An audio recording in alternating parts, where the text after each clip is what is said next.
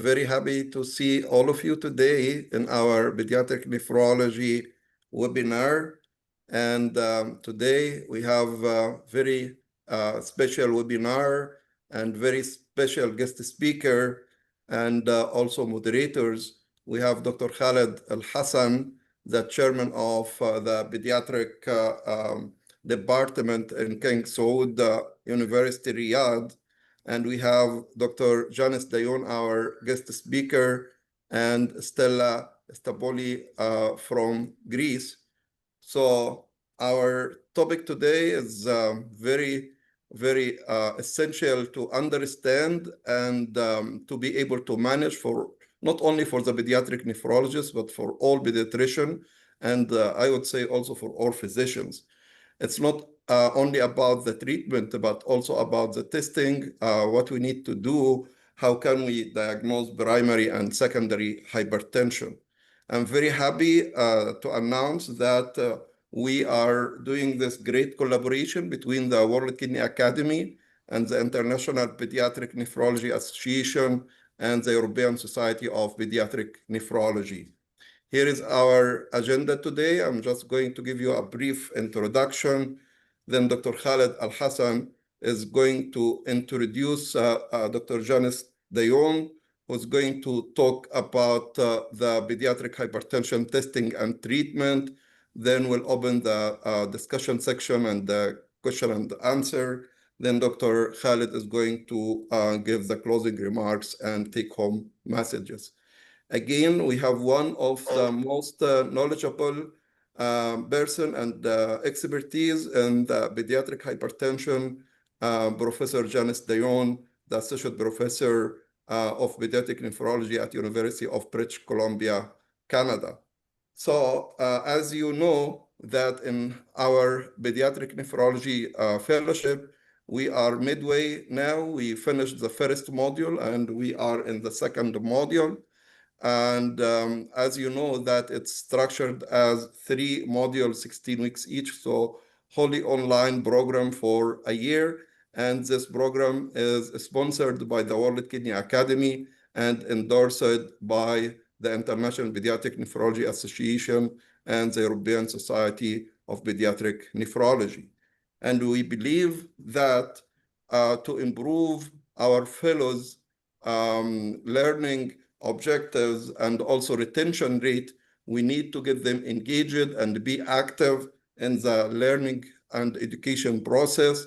So we don't really depend on the monologues or the one-way directional education through lectures and reading, but we try to make our educational activities all based on demonstration, discussion, and to help our fellows and students to improve their practice and apply this knowledge in their practice. So the best person who usually have the best retention rate is whoever going to present or whoever is going to practice this knowledge. Again, we have very interesting fellowship, and we have over 100 fellows from 36 countries in our pediatric nephrology fellowship.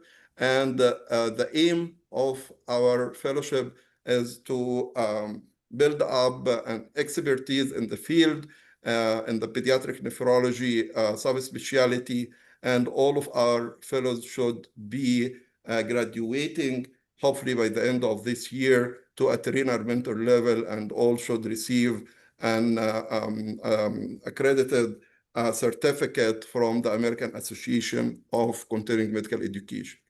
Moreover, I like to also announce that we are going to start next month another fellowship in pediatric critical care, focusing in the first module on the shock and the pathophysiology causes classification of various types of shock, and nutrition in critically ill children, point of care ultrasound, and infectious diseases.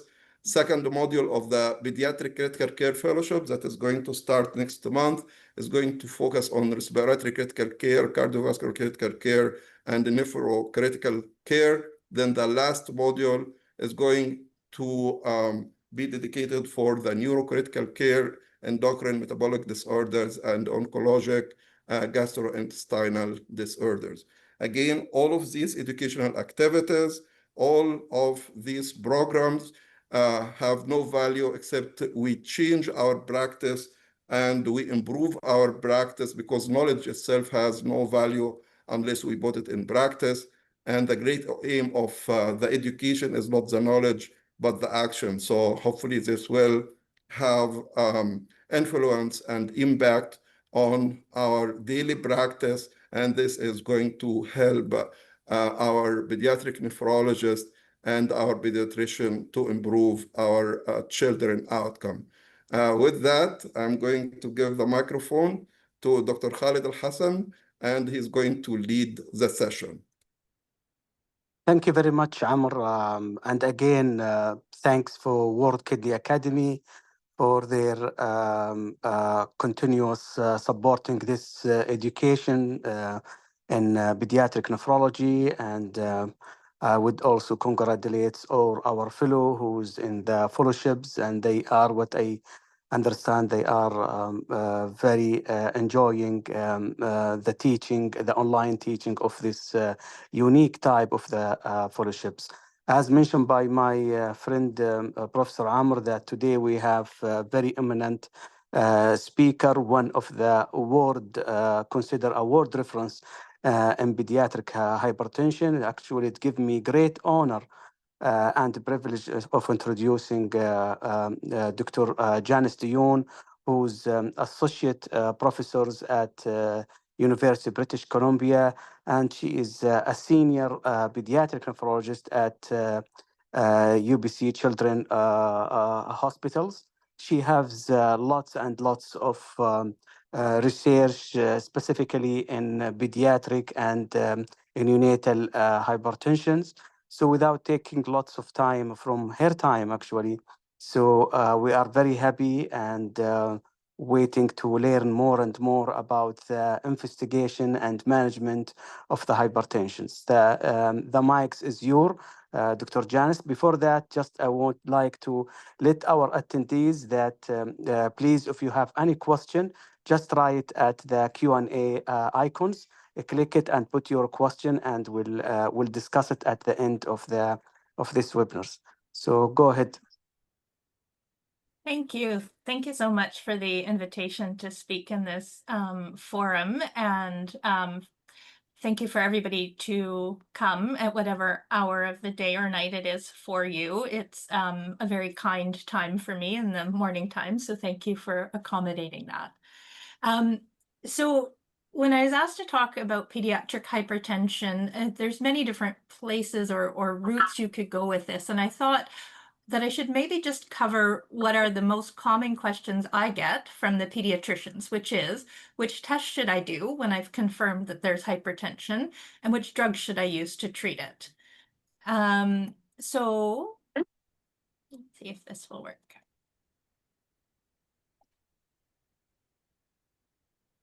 Okay, so I have no disclosures, but in Canada, we recognize that most of the white settlers are actually colonizers on what is traditional First Nations land. So we always start with a land acknowledgement. And I'd like to acknowledge that I am privileged to live, learn, teach, and practice on the traditional unceded territories of the Musqueam, the Squamish, and the Tsleil-Waututh Nations.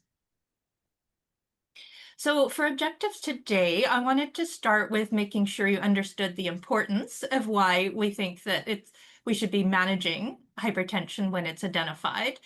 And then I want to go through more of a staged approach to investigating the confirmed hypertension. So, you know, I think we, as pediatric nephrologists, we often get referrals, and the choices of tests that are done prior to sending to this don't always follow the logical route or what we think is most likely to be found. So I want to make sure that we go through what's most likely, most helpful for investigations, and how we do that, and not just do everything and cost healthcare dollars, but do it in a thoughtful approach. And then for drug prescribing, I think, you know, that's the part that pediatricians are most uncomfortable with. But I think I can provide some practical tips that maybe will make it less intimidating to try to do some treatments themselves. So how common is high blood pressure? It's about 2 to 4% in the general pediatric population, but we know that there's some high-risk groups where it's much higher. So those with renal disease, coarctation of the aorta, either before it's treated or after it's treated, diabetes, kids with sleep-disordered breathing, those that were born premature or intrauterine growth restricted. And we also know there's a very strong correlation with obesity and the degree of adiposity. And there's a very nice study done by Parker and colleagues that actually followed adolescents prospectively and showed that the risk of developing hypertension over time, if they had obesity, is 2 times higher. If they had severe obesity, it was 4 times higher than the ones that didn't that were of normal weight. One of the biggest problems is it under-recognized and underdiagnosed. So there was a nice study by our moderator, Dr. Stabouli, showing that in hospitalized children, more than 50% had never previously had their blood pressure measured. I'm going to stop for a second. Have a think about the type of patients that you have in your hospital. And I'm going to guess it's very similar to me. And the patients that are in our hospital, the majority, I would say, are not new to the medical system. These are often complex children who have had multiple encounters with the medical system prior to the hospitalization. So to think that in a population like that, that half have never actually had their blood pressures measured before they hit the hospital, I think is pretty discouraging. In another US study, they looked at a bunch of healthcare data. So they had all of the blood pressure readings on 1,400 children, when they were repeated, and all of the diagnoses associated with it. So based on all of these blood pressure readings, they saw that 3.6% had hypertension. That's good. It means they probably caught the right amount. That's the amount we were expecting. But even when there were repeat blood pressure measurements that were elevated, 74% of them were undiagnosed, and some of those had very high blood pressures in the stage 2 range. So we need to try to make pathways and care guidelines that make it simpler and more obvious and easier for diagnosing them so that the pediatricians and primary care providers are more likely to do the diagnosing. So why do we care? Well, even in childhood, there's a fair amount of target organ damage that can occur if the hypertension's untreated. So around 40% of children with hypertension already have left ventricular hypertrophy at the time that they present. About a similar amount will have retinal changes on a detailed retinal exam, and about a quarter of them will have usually mild, but albuminuria that can regress when they're treated. So I think this is quite significant, even in pediatrics. The issue sometimes is that some groups only think that pediatric hypertension is significant if it is associated with adulthood cardiovascular disease or morbidity and mortality. For example, I've been on the Hypertension Canada guidelines, creating the pediatric version. And at the Hypertension Canada table, I sit with a small group of pediatricians and a very large group of adult care providers. And as we're making guidelines and reviewing the evidence, they are only wanting RCT evidence to consider it as important. They want to know that the outcome causes significant hard outcome, adulthood cardiovascular morbidity and mortality. And until recently, we didn't have a lot. We believed it to be true. It made theoretical sense, but we didn't have a lot of hard evidence to prove to them that it was important to be aware of pediatric hypertension. So this is one of the studies where it was a longitudinal cohort study in New Zealand, where blood pressures were measured repeatedly throughout a lifespan. And they found that as early as 7 years of age, there were trajectories in blood pressure that predicted what kind of blood pressures the patients would have as adults with some, if it was low normal, you probably would stay normal most of the day unless you had some of these other modifying factors. But there were also curves such as the hypertensives, where if they were hypertensive at 7 years of age, they usually stayed hypertensive through adulthood. And so it's showing some tracking, evidence of tracking, as well as identifying some of the things that could predispose you to being in one certain trajectory or move from one trajectory to the other. This is a lovely study that I'm not sure that many people know about, the Fels longitudinal study. So this is a longitudinal cohort study that has been going on since 1929. And they did serial blood pressure measures every 6 months from birth to 18 years of age and every 2 years thereafter. So some of these patients have over 80 years of follow-up information. So in this particular analysis, they were looking at what are the odds of adulthood hypertension or metabolic syndrome if you had an elevated blood pressure in childhood. So you can see that based on certain ages, your odds of having elevated blood pressure or metabolic syndrome in adulthood are 3 to 4 times higher. And in the bottom graph, it shows you that based on the number of examinations where there was an elevated blood pressure, the more likely you were, the more number of times that you had an elevated blood pressure during childhood, the higher the odds were that you were going to get hypertension or metabolic syndrome as an adult. And from the same Fels longitudinal study, this one was trying to figure out what is a good blood pressure during childhood to prevent the risk of hypertension at 35 years of age. So in the left-hand box, you can see that for males, really the only safe blood pressure is at the 50th percentile. And for every percentile up from that, you increase the risk of having hypertension at 35 years of age. Now in the females, the incidence of hypertension in females at 35 years of age is much less. So it didn't show that same curve, although what I'm hearing from my adult colleagues is that they're starting to think that they should maybe not have the same cutoff for both adult females and that they should actually be lower. So maybe this is going to change in the future.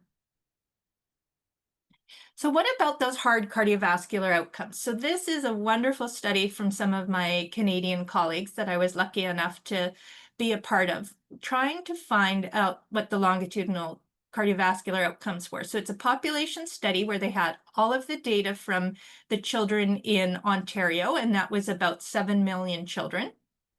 And then they looked at who developed incident hypertension, and they had 27,000 that developed incident hypertension.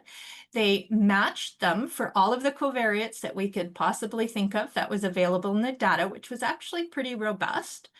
And then they followed them up for 14 years and looked for outcomes of the primary outcome was major adverse cardiovascular events, so cardiovascular death, stroke, hospitalization for MI or angina or coronary intervention, and then looked at some other cardiovascular outcomes like congestive heart failure. So the median age at the hypertension incidence was 15 years, and the median follow-up was 13 years. So the median age at the last follow-up was 27 years. Again, I'm going to pause. When we were talking about this and the data that was available, I said 27 years of age in adulthood to show these hard cardiovascular events. I'm like, I think that that's probably going to be too soon to show it because that's very young adulthood. But that's the data, and we should take a look and see what you've come up with. Well, they proved me wrong. So even at that young adulthood, the hazard ratio for adverse cardiovascular events was twofold. And then again, it was significant for stroke, for hospitalization, for angina, for coronary intervention, congestive heart failures, cardiovascular procedures. And the bottom graph shows the Kaplan-Meier curve of the orange bar being those who had incident hypertension and the blue bar with no hypertension. You can see the significant difference, even into young adulthood. Now, they also looked at kidney outcomes. And again, it showed that the chances of major adverse kidney events, so that was all-cause mortality, incident chronic kidney disease, and renal replacement therapy and dialysis, again, there was a significant difference in the children and adolescents that developed incident hypertension, even in the early adulthood, compared to those that didn't. And to make sure that you didn't think that all of the adverse cardiovascular events were mortality, I include at the bottom graph, which is the de novo CKD. And even there, it's significant when there's incident hypertension in adolescents. And this is the last of the evidence I'm going to try and present, because I think I'm giving you a pretty good case. So this one was looking at, again, renal damage in middle age. And so they were looking for albuminuria or an eGFR less than 60. And again, the researchers were able to show that there's different trajectories of blood pressure. So there was low stable, moderate stable, and high stable, meaning high blood pressure, more likely to have damage within adulthood, and the blood pressure stayed high. But they also found a moderate increasing that had a significant risk of adulthood kidney damage. So I wonder if, like we track heights and weights in blood pressures and growth charts, if we maybe also need to be following blood pressure projectiles or trajectories and percentiles and see if it's increasing, those people are probably at higher risk of adverse events. So hopefully I've convinced you of the importance of why we want to find and identify hypertension, even in childhood and adolescence. Like I said, I still think it's important that we recognize pediatric consequences are important. But I think there's even more and more evidence all the time that it also has an impact into adulthood. So if we've identified hypertension, how do we investigate it? So what are general pediatricians doing when they identify hypertension? So this is a study that was a survey of US general pediatricians about blood pressure assessment, hypertension evaluation, and management. And they gave them a scenario of an asymptomatic adolescent with elevated blood pressure. And they asked them, what would you do to investigate the hypertension? So looking at the results, it looks like almost all of the patients had electrolytes, renal function, urinalysis. About 2/3 had a CBC, lipids, thyroid function. About 30% had EKG, which actually isn't even recommended anymore for monitoring or assessing target organ damage. Maybe only 20% had a renal ultrasound. So a lot of variability going on. So are we any better as pediatric nephrologists? So this is a study of 4 pediatric nephrology centers in Midwest US looking at their hypertensive referrals with stage 1 hypertension and or obesity. And in this study, 95% had electrolytes, renal function, urinalysis. I think it's very hard to get out of a pediatric nephrologist's office without having those basic tests done. So that was consistent. But then they looked at what else was ordered to investigate the hypertension. And you can see, again, a lot of variability in what's being ordered. So the checked boxes is renal ultrasound. So it was anywhere from 25% in center 1 to 95% in center 3. Renins and aldosterone in some centers had no tests done, and others 60% of them. Catecholamines was very variable, and DMSA scans was variable, including 3 centers that did none and 1 that did it in 50% of the time. So what is the right amount of testing to be done? So really, we should be thinking about it based on what the etiology of the hypertension is and what it is that we're most likely to find. So this is a table that I've created with some of the studies that looked at the causes of hypertension. So the first 2 columns are populations that you would expect to be mostly primary hypertension. They're adolescents and they're obese populations.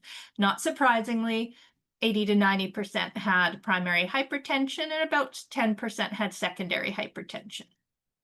The three middle columns are representative more so of outpatient nephrology hypertension consultations, all ages, normal weight, and obese patients. And in this group, about 50-50 for primary hypertension and secondary hypertension. And obviously, you can see based on age, the younger the age, the more likely it is that you're going to find a secondary cause. And the final two columns are primarily in-hospital-based populations, so hospitalized children with hypertension. And I think not surprisingly, the majority of these have secondary causes for their hypertension. So I think we need to be aware of what groups we're talking about when we're talking about doing investigations. But interestingly, regardless of which of those categories they fell into, the primary cause for the secondary identified ones were almost always renal parenchymal and renal vascular. So always high on the etiology list. Next, following that was usually endocrine causes, and then cardiac causes being most common. So at our population, we're trying to build a clinical pathway for management of hypertension, everything from how to diagnose them to investigate them and treatment. So we're trying to get a very pure outpatient referral type population. So we looked through our database of patients. We excluded anybody who was referred with an obvious cause for their hypertension. So if they had chronic kidney disease, if they had lupus nephritis, anything where the referral had an obvious cause. We wanted those ones out. We wanted to kind of approach it as if this was a population coming into the general pediatricians. And then we had a look and made sure all of these were diagnosed as an outpatient setting. Now, we had quite a few inpatient referrals that probably should have been outpatient referrals. It was just that, like the previous study said, they were originally diagnosed while they were in hospital. But again, we took those out to make sure it was a pure outpatient referral population. Now, the reason we're doing this is shown on the graph here. So in the province that I work in, British Columbia in Canada, we cover a massive land mass. And almost the great majority of pediatric nephrologists in our province work way down here in the small left-hand bottom corner in Vancouver. So if a patient needs to come to see us for their hypertension management, some of them are traveling a very long distance, usually 1, sometimes 2 days to come down to see us. So do they really need to do that if they are an adolescent with hypertension?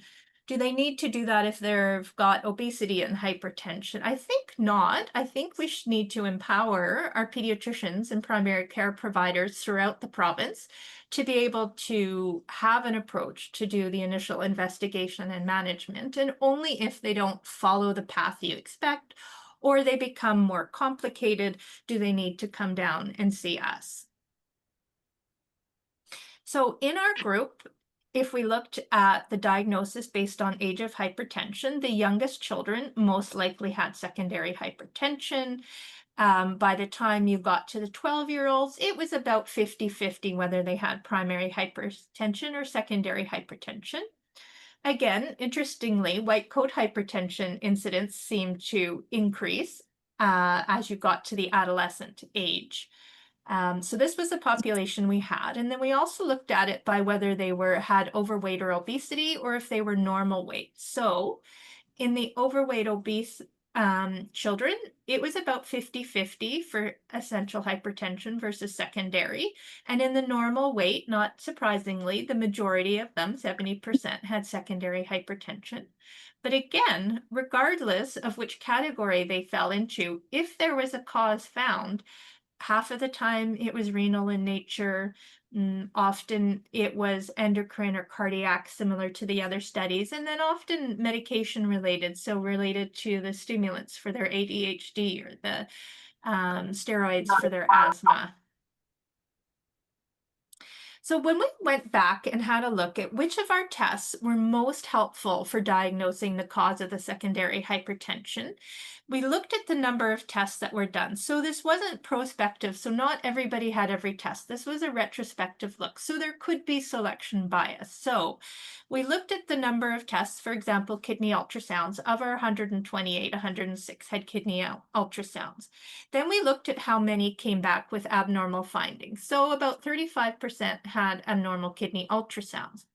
Then we, with our retrospectoscope, we looked and said, is this a contributor to the hypertension? So a simple cyst, yes, the kidney ultrasound's abnormal, but probably not related to the cause of the hypertension. So looking back, we decided about 20% of those kidney ultrasounds identified a cause for the hypertension.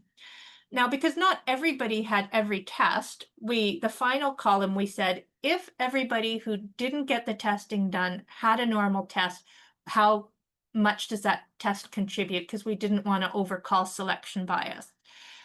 Renins and aldosterones were helpful in about 5%, but I do have to say that we do have a couple larger families with monogenic forms of hypertension, so that may have skewed those results a little bit.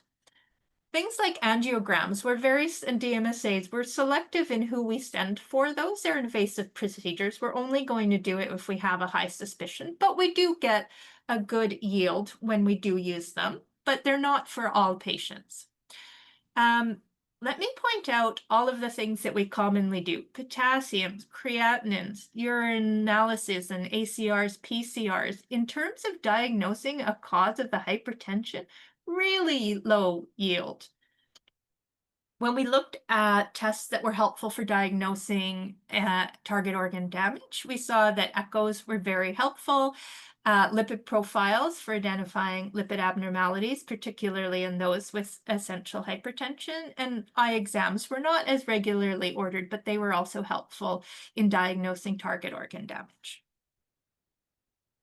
So this is what we've got as our working draft of our clinical pathway for investigations for our province that we hope to roll out to all of the pediatricians and primary care providers.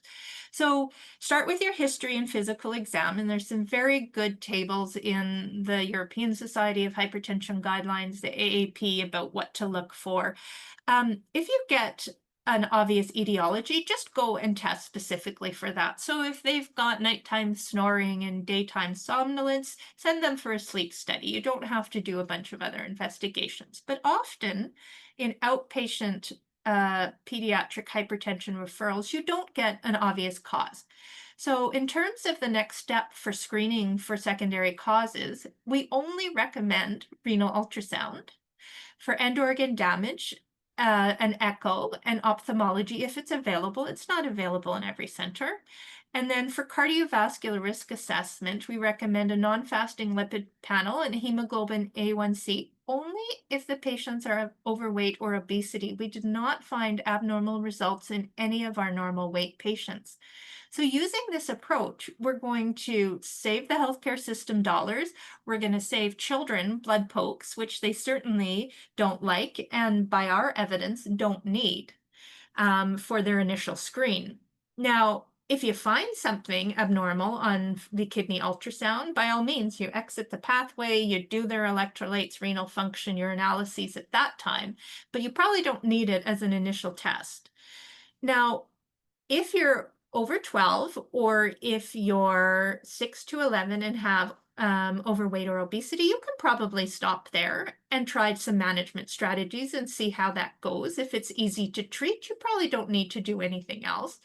But if you're less than 6, or if you're 6 to 11 and of normal weight, then usually we'd also suggest doing our second line tests, which are electrolytes, renal function, calcium, thyroid, renin, and aldosterone, a first morning urinalysis, and a DMSA scan. So like the one center in the previous study that I showed you, there is some evidence that even without a history of early urinary tract infections, there can be a fair amount of congenital renal scarring in children who present with hypertension. So usually we're looking in the higher risk groups where we think it's more likely to be a secondary cause. And of course, for our colleagues across the province, they're welcome to refer to us at anywhere along the process, but I think most of the time they're also anxious to try to keep the patients closer to home so that they don't have to travel so far. And if we empower them with some guidelines and some recommendations and pathways, we're hoping that they'll be able to do it and only send the ones that they're having difficulty with down to us all the way in Vancouver. So again, do we stop or do we go after the initial screens? You can usually stop if they're greater than 12 years of age or if they're 6 to 11 and have overweight or obesity, and would go on to second stage if they're testing, if they're less than 6, if they're 6 to 11 and a normal weight, or if once you've tried to start treating their hypertension, you end up on at least 2 antihypertensives with not the best results, then we think you should go on and do your second stage of screening. If we're talking about continuing to have troubles, then really this is meant to be in expert care nephrology practices, hypertension clinics, where you're then considering unusual or more invasive tests such as angiography, urine steroids and catecholamines, genetic testing, things like that. So those ones for sure, I think, need referral to the experts.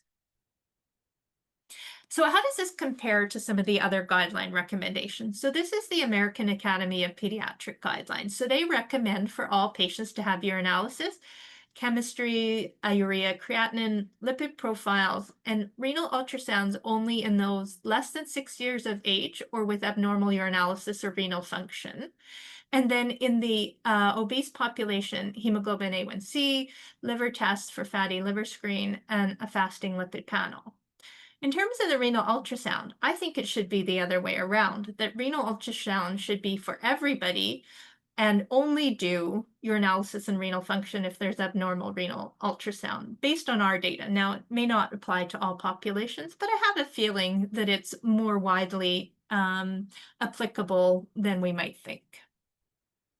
What about the European Society of Hypertension? So they say for all patients to do creatinine, urea electrolytes, and uric acid, fasting plasma glucose, cholesterols, urinalysis, echoes, and renal ultrasounds in all children. So they do have renal ultrasounds for all children there as well, and then list again all of the less common, more rare conditions that really I think should be done in more of an expert center. All right, so that's my recommendations for investigations, and you can decide whether you think that that's applicable to your populations or not. But I think for general outpatient referral population, that's probably a very reasonable screen and will save healthcare dollars and will reduce unnecessary blood pokes in children. So in terms of management, number one is always lifestyle modifications. I could do a whole talk just on this topic, but it's not what I had intended for this. So to remind you, based on the American Academy of Pediatric recommendations at the time of diagnosis, there should be advice provided on the DASH diet, which is the dietary approaches to stop hypertension diet, as well as recommending moderate to vigorous physical activity, at least 3 to 5 days per week, trying to maintain a healthy body mass index. And just to remind you that the DASH diet is really high in fruits and vegetables, whole grains, low in red meat, low in sugars, low in sodium. But like I said, it is number one. And generally, we give patients about 6 months to see whether these approaches can work before we go on to medications. I'll also say, I get a lot of pediatrician comments that my adolescents never follow this, they don't get it, why do we bother?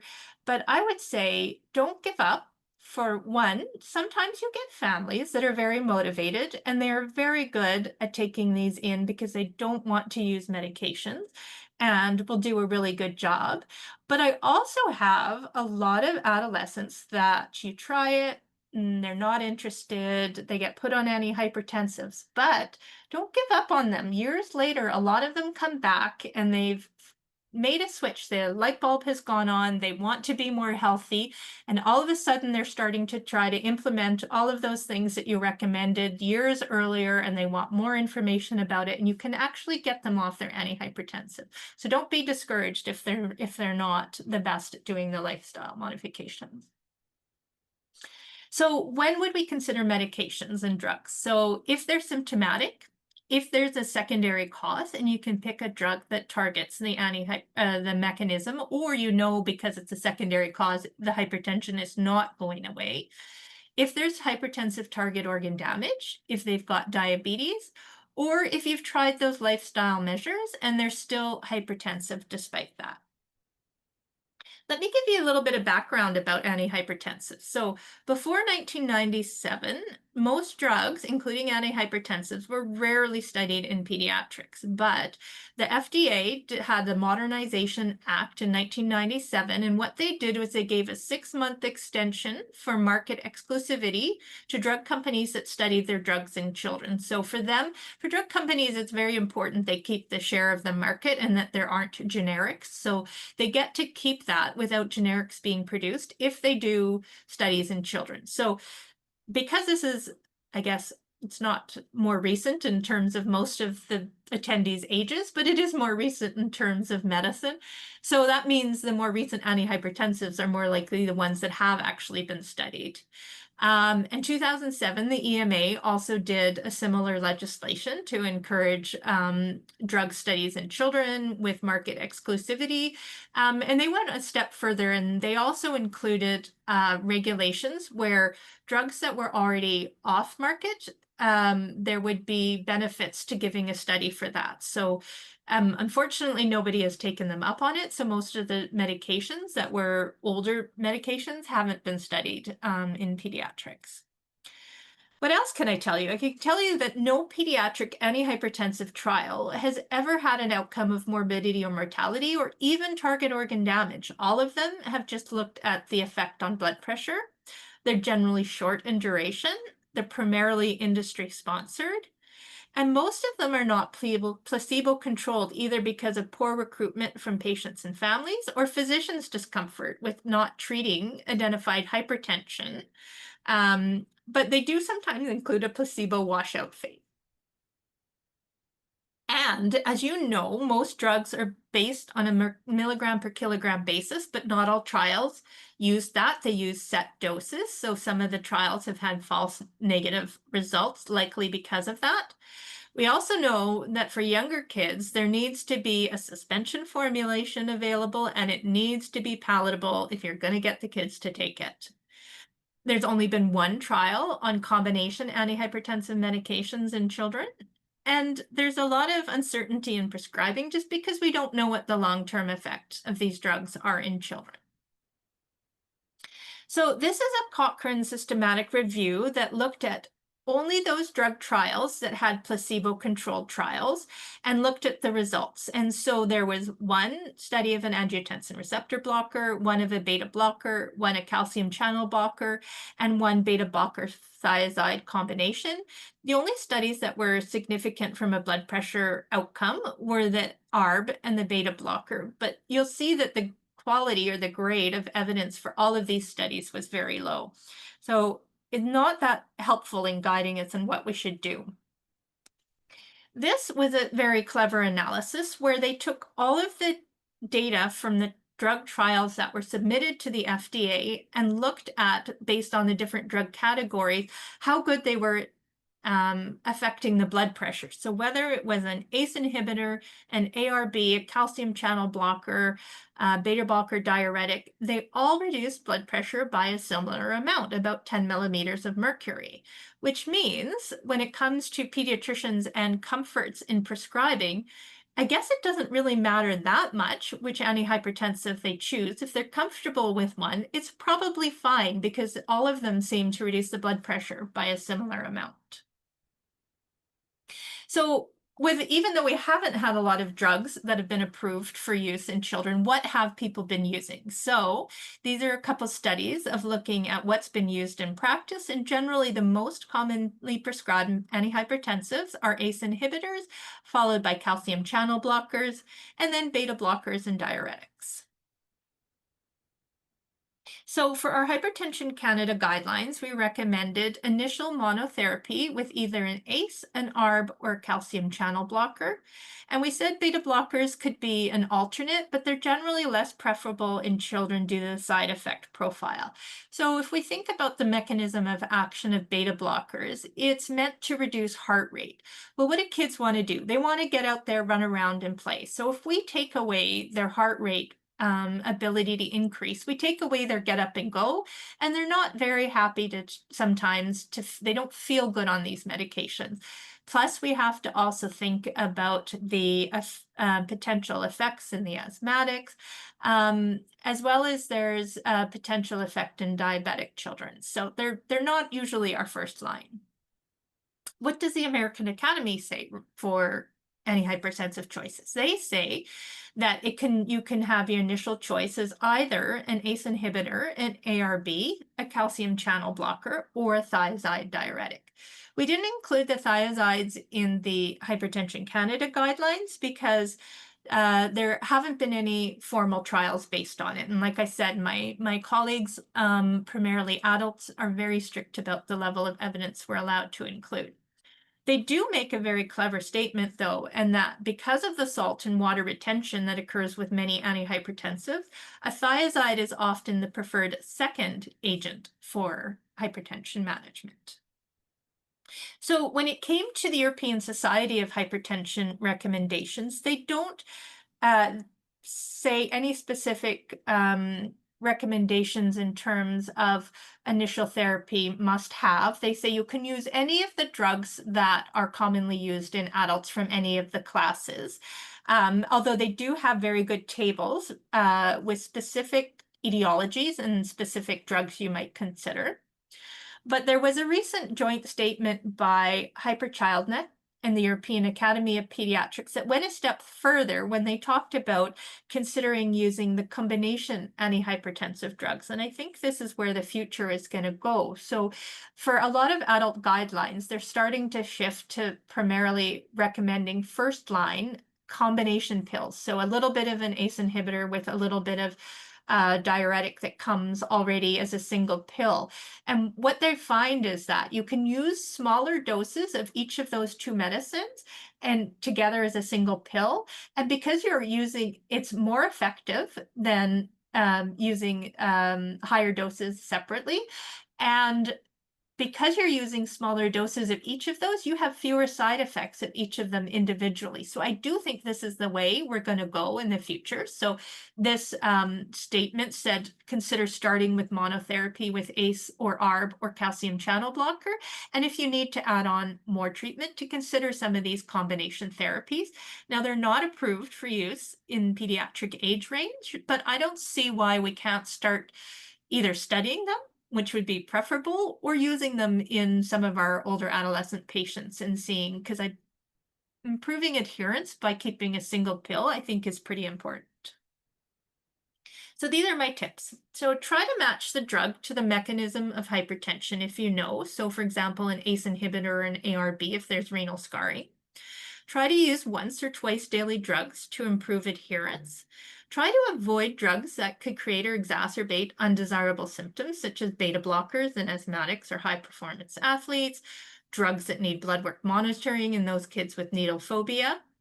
And try to pick drugs with desirable side effect profiles if possible. So can you have a drug that gives you a 2-for-1 effect, using a calcium channel blocker in a child who also has Raynaud's? So this is the list I've come up with that I generally recommend. So ACE inhibitors and ARB are great if there's chronic kidney disease, renal scarring, proteinuria, diabetes, or Marfan's. Calcium channel blockers you should consider if they also have migraines or Raynaud's or are African American. Beta blocker you could consider if they have hypertension and migraines, repaired coarcts, stable heart failure, hyperthyroidism, and infantile hemangiomas. And diuretics may be first line if there's chronic lung disease, glomerulonephritis, hepatic fibrosis, portal hypertension, or edema from whatever cause, be it renal, liver, cardiac. So what should I target? Well, your goals are to reduce or reverse the target organ damage in childhood and to reduce the risk of adulthood hypertension and cardiovascular disease. So according to the American Academy of Pediatrics, we should target for younger children systolic or diastolic less than a 90th percentile, and for adolescents less than 130/80. So going back to my primary objectives, I wanted to convince you of the importance of managing hypertension. And I think I've shown that hypertension in childhood is associated with both childhood and adulthood cardiovascular and kidney morbidity. I wanted you to consider a staged approach for investigating. So I think initial screening investigations can be limited, but should include a renal ultrasound in all patients. And then I wanted you to learn a practical drug prescribing approach. So any class of hypertension could be used, antihypertensive could be used, although matching of the drugs to the etiology or side effect profile is probably going to be most beneficial. I'd like to thank you for your attention, and I'd be happy to answer any questions. Thank you very much, Janis, with the extremely beautiful and terrific talk and overview gently of most of the thing and how to do it, how to investigate and prepare medication-wise and step-wise of giving the patients. It gives me also a great pleasure and honor to introduce Professor Stella Stabouli, who's a professor of pediatric and pediatric nephrology at Aristotle University at Greece. She has a profound scientific and research interest in pediatric hypertension and cardiovascular disease. Also, she's currently the chair of the European Society Hypertension Working Group. So thank you, Stella, for joining our webinars. So I will hand the mic to you if you have any comments or questions, Stella. Thank you. And of course, I have to thank you for the kind invitation and of course, all the organizers to be here in this very educative webinar. Janis, this was a wonderful talk. It was a full education on hypertension, I think, in very few minutes. So thank you. And I really enjoyed it. I admire the way that you showed that there is a huge variability around different centers and different specialities on how they diagnose and manage hypertension. And I really liked your work last year on the significance of renal ultrasound and echo, which is a non-invasive test for children. But what I wanted actually to ask you is, because going back to the basics, how often, and I think this is a very important message for our audience, how often do you suggest that we screen children? We start screening, of course, by the guidelines at the age of 3, but maybe earlier. So who would you screen earlier, and how often do you suggest them screening? Because first of all, we have to diagnose hypertension. Yeah, it's a great question. So there's the theoretical answer and there's a practical answer. So in theory, we should be checking under 3 years of age for anybody who has high-risk conditions. So the kidney disease, the cardiac disease, anybody who was in the NICU, which these days is becoming a very large population, anybody who had intrauterine growth restriction, which again is a large population.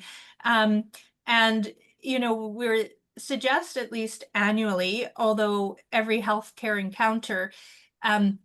It would be lovely if pediatricians or general physicians would try in that younger age group. As you know, sometimes getting an accurate blood pressure in the youngest one is a challenge, and you're not going to get it every single time you try. But if you make it your routine practice to try to get one at each age, if you don't get it one clinic, okay, you're going to try it again at next time, but you'll probably get one once a year if you actually try at most encounters. And then in the older children, they're recommending same thing, once a year as a general screening, but if they're higher risk, you should try to do it at every healthcare encounter. The troubles we're having in Canada is that our adult guidelines are starting to recommend doing automatic unattended office blood pressure readings. So getting rid of the manual cuffs because in the adult literature, even despite everybody's best effort to teach all of the primary care providers how to do a proper manual blood pressures, the outcome data still shows that if you do it using an unattended machine, you get better correlation with the end organ damage. And we're trying to stop for pediatrics. The machines generally overread blood pressure in children, and we still need to do it manually. So I think it's a skill and it needs to be practiced regularly. So we're going to try to encourage it. Not always easy when there's a busy clinic going on. Thank you so much, because you put all the technical difficulties in the scene. Thank you. I don't want to take any more time. Congratulations on your talk, and thank you, because I think there is a lot of Q&A questions. Thank you very much. Thanks. Thank you, Stella. Just nowadays, Janis, we see the advancement in technology, and we saw the smart watch in the hand, and they start checking the blood pressures. So I don't know if you are aware about how much the accuracy, and sometimes they are doing it as a frequent blood pressure monitoring at home. Yeah, not a lot of studies in pediatrics using that, so it's not yet recommended. I would say I have gotten, especially with COVID, a lot more use of home blood pressure monitoring, not for diagnosing. I don't think we should use it for diagnosing, but certainly for following up on how good the antihypertensives are. It's good for convincing families who don't think children get hypertension, so I'm not correct in my diagnosis, to have them do their own readings at home to try to do it, knowing that there's different norms and there's a specific way it needs to be done in order to be interpreted. The wrist ones, I've found that they generally overcall the blood pressure. So, you know, from a practical point of view, if they're doing that and it's higher, I'm more likely to convince them to continue to work on the lifestyle treatments and come in for checkups. But I don't count on them for using it in trying to decide how good my antihypertensive is working. Excellent. For 24-hour blood pressure monitoring, would you have any specific indication of doing it?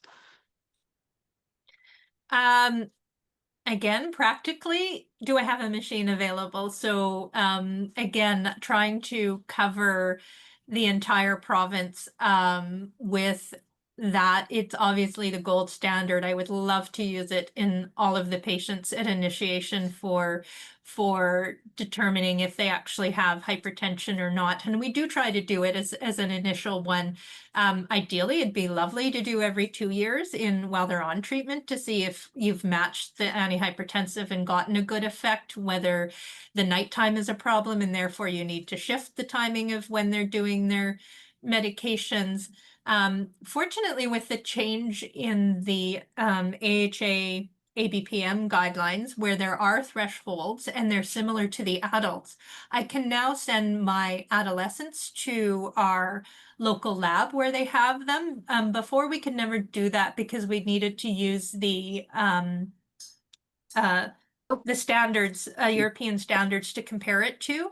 And that's not what got printed out on the reports. But now that we're using the adult threshold cutoffs, they can sometimes just go to the local labs and have them done with the adult thresholds if they're adolescents. And then I usually save my machines for the younger children to do it. So again, there's the ideal world and there's practically what we can manage.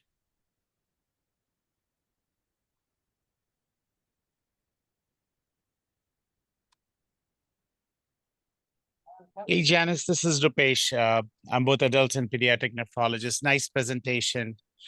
We have just recently seen a nice paper came out for pulse wave velocity in the adolescents they defined.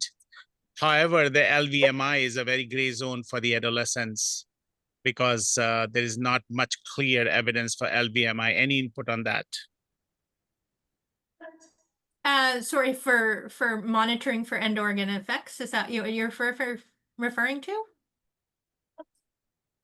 Yes, for end organ, we do the Mm. LVMI in children's, but as they grow into adolescent, and when I sit in the adult world, they don't take the definition of LVMI as an end organ, and they're 18-year-old.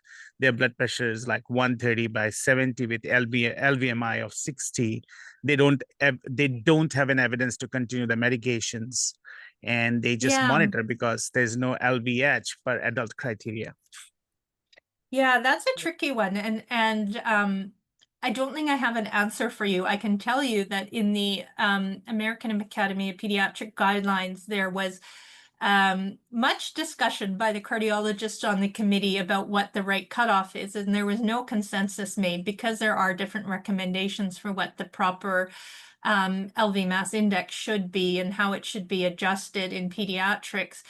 And I guess I'm still disappointed that the adult care providers don't find LVH as a significant target organ damage often. And so, I mean, until we can get the adult cardiologists and pediatric cardiologists to agree on, what they think the best cutoff is, it's going to be hard. And it's further compounded by the fact that you can get changes in LV mass index, as you know, just with obesity, not even with hypertension.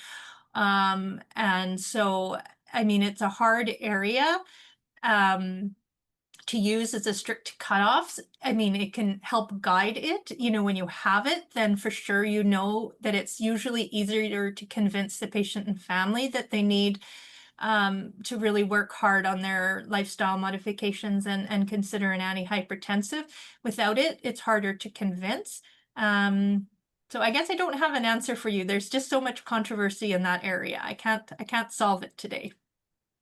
Thank you, Rabish. So we'll go over maybe a couple of questions before we conclude. So there is one question said that, what is the first line medication from the beta blocker? Is it propranolol considered as the first line? Is it labetalol superior to the selective beta blockers?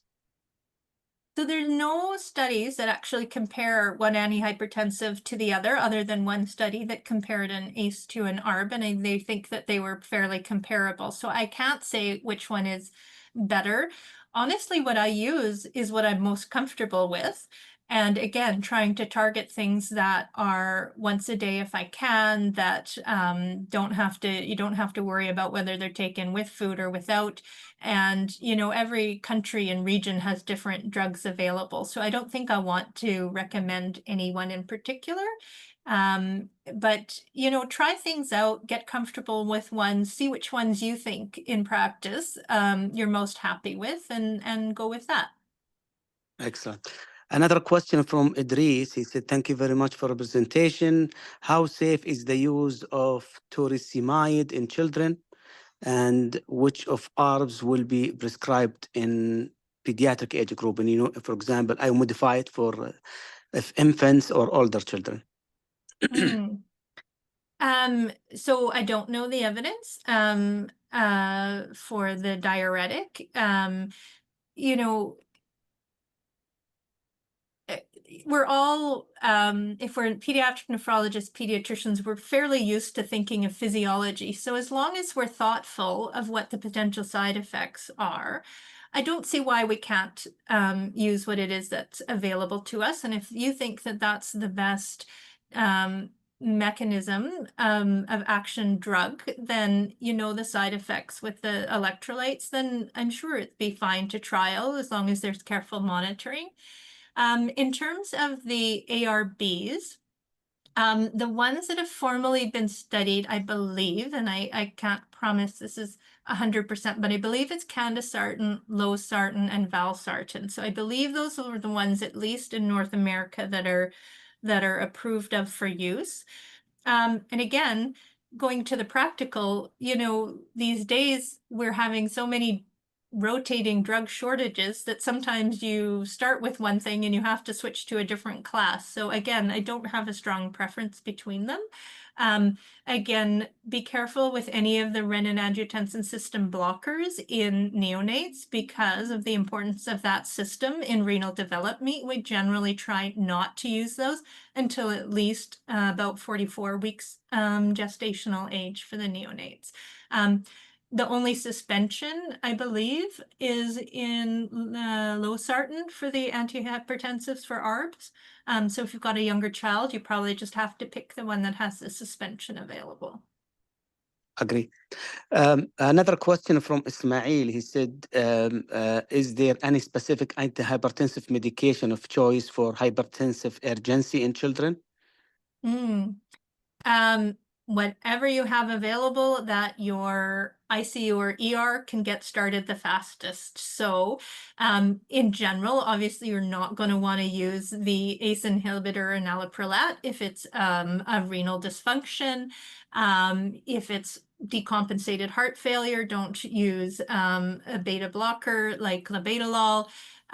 If it's a CNS injury, you may want to be cautious with the nitroprusside, as well as be cautious with that if there is renal failure or liver failure, just because the metabolites will build up faster. But having said that, those are all caveats. If your goal is life-saving blood pressure treatment, you pick what's easily available, get it started, look at their condition, and then if you need to switch it out once you're starting to get blood pressure control, you do it. So the most commonly used ones are nitroprusside, labetalol, esmolol for cardiac patients, nicardipine. Okay. So another question asking about what do you think beta blocker in patient on hemodialysis? Is it good option since it will mask the tachycardia that caused by hypotension or symptomatic activation? Yeah, that's a tricky one. As you say, that's the Can you hear me? consequence. I can. Can you hear me? Are we good? So for the dialysis population, I agree, that's the potential side effect. The potential benefit is that a lot of the hemodialysis patients also get some cardiac dysfunction. And sometimes it's actually a good point or a good agent from that point of view. If you can also have hematocrit monitoring or some other crit line or other procedures to watch blood volume, then it's probably okay, but it's not my first line. Okay, so probably the last question is one important cause of hypertension in children should be considered is the renal artery stenosis. How is the best approach to this entity? Yeah, so often it's not mild, the hypertension you get with the renal artery stenosis. Sometimes you can be suspicious of it if when you do your kidney ultrasound, one kidney is smaller than the other. And then, you know, often, and if you did the renins and aldosterones, depending on their age in our pathway, you could see elevations, although not always. And then, you know, it's usually once you're having difficulty treating the antihypertensive, either you start them on an ACE and you see some changes in creatinine, but not so much if it's just single or unilateral renal artery stenosis. But if you've gotten to 2 antihypertensives, that's usually when I'm starting to think about doing a formal angiography. Excellent. I think we are over. We passed the deadline of the time. So I would like to thank you, Janis, for really terrific talk that I enjoyed from the beginning until the end. Thank you, Stella, for joining us for this webinars. And I would like to thank all their attendees. And I would just like to disclose that we have reached almost 300 attendees concurrently and from all over the globes, from different parts of the continent. So thank you for trusting the World Kidney Academy and attending its activities. So thank you very much. So thank you, everyone. See you next time. Thank you. Thank you. Thank you. Bye. Bye.